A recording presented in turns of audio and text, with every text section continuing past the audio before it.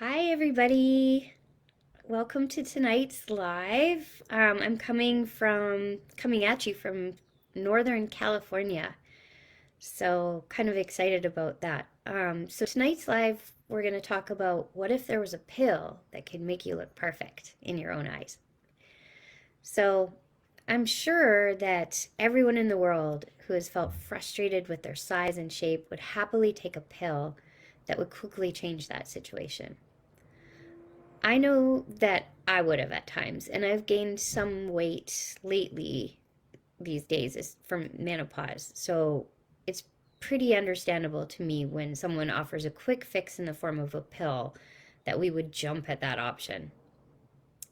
But most of these pills come with quite dangerous side effects, risks that are even more deadly than the health reasons for taking them.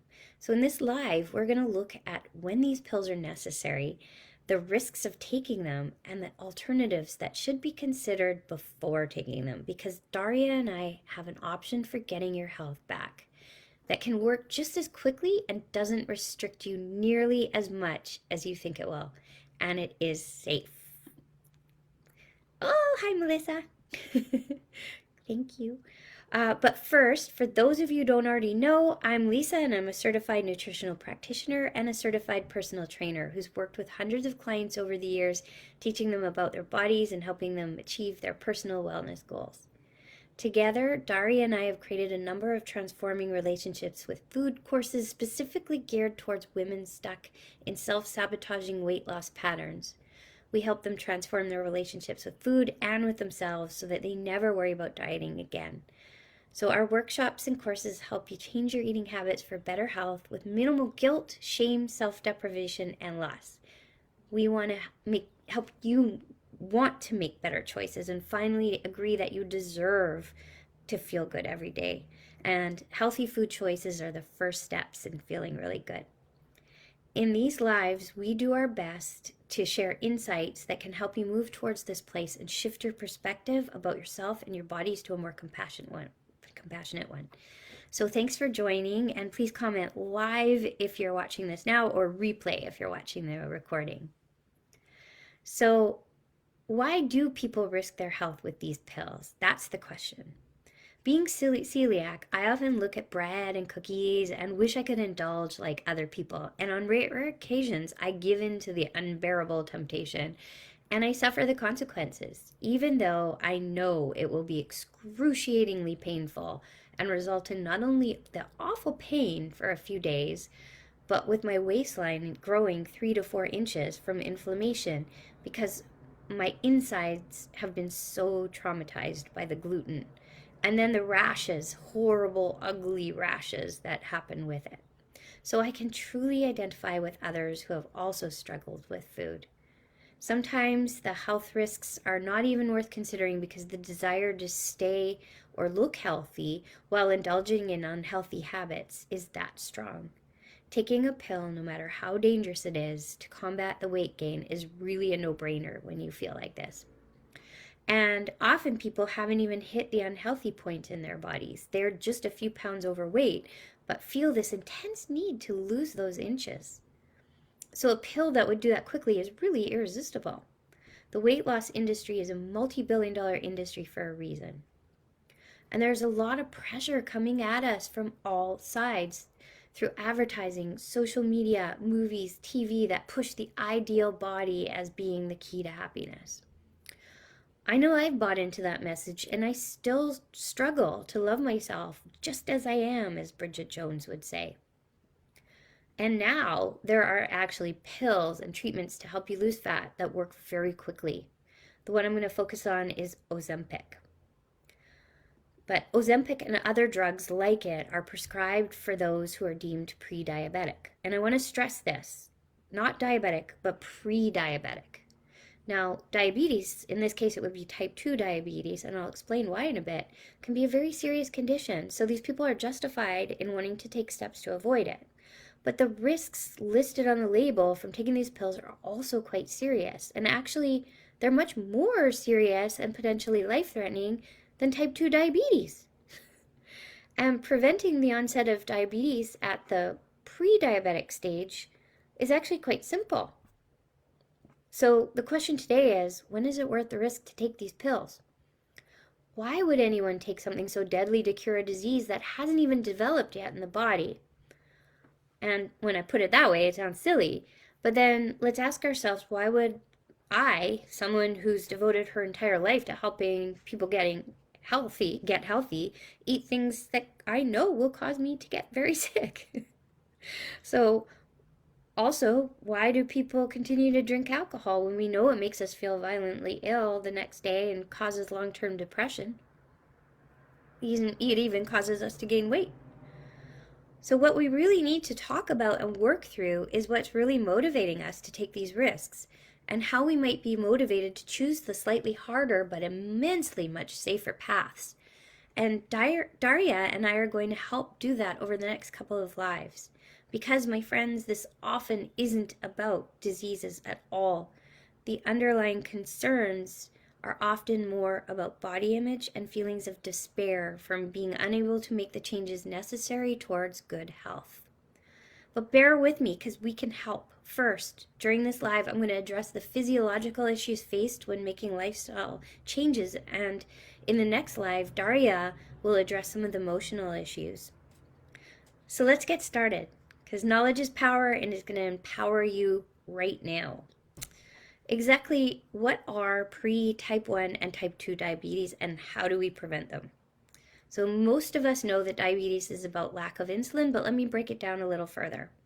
Type 1 diabetes is caused by an autoimmune process in the body whereby the body mistakenly destroys insulin producing cells called beta cells. This type of diabetes occurs in genetically predisposed individuals. And once the beta cells have been destroyed, it's the only incurable diabetes because the body is no longer capable of producing its own insulin. In a previous live, I talked about the blood sugar roller coaster, which occurs whenever we eat excess sugar. So when we eat too much sugar, the body sends a rush of insulin to the blood to ensure that the sugar levels don't get lethally high.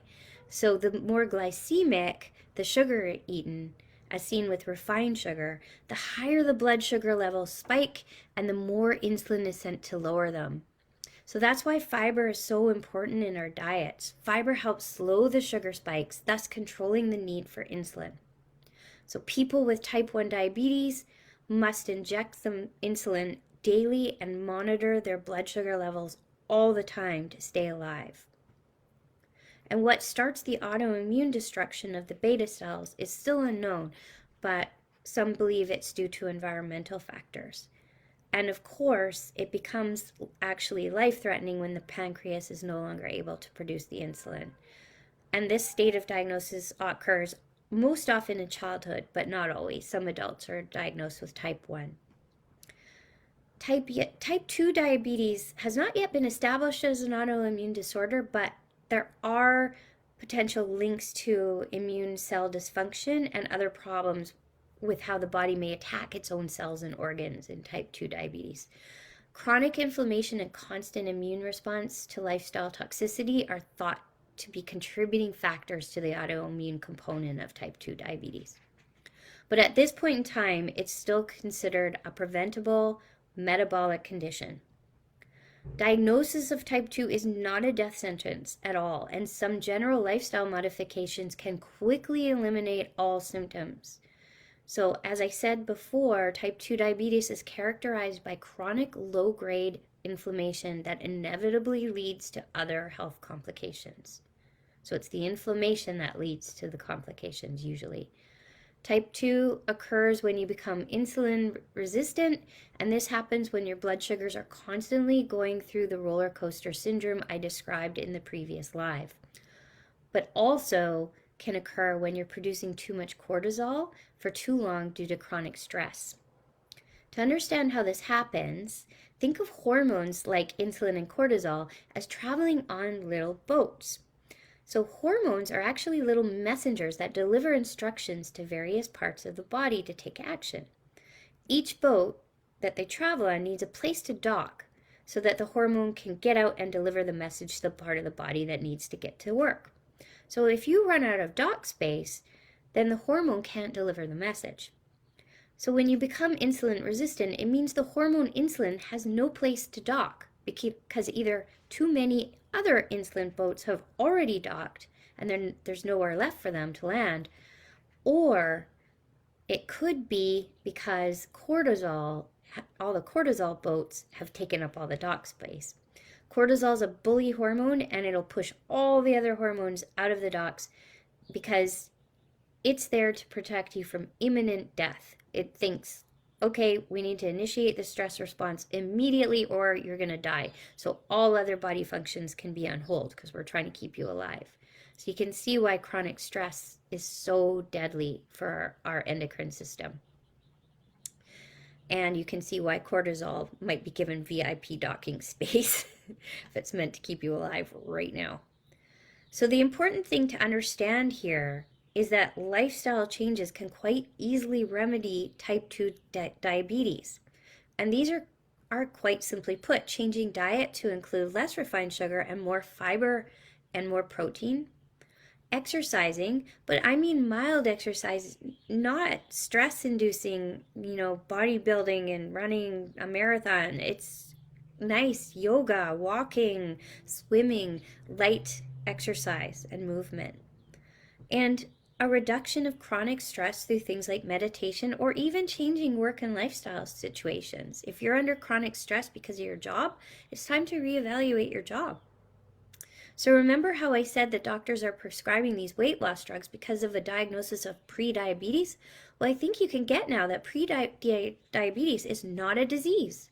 This just means your blood sugars were high when you were tested, and most likely your doctor noted that your midsection is considered obese, which is greater than 30 inches around.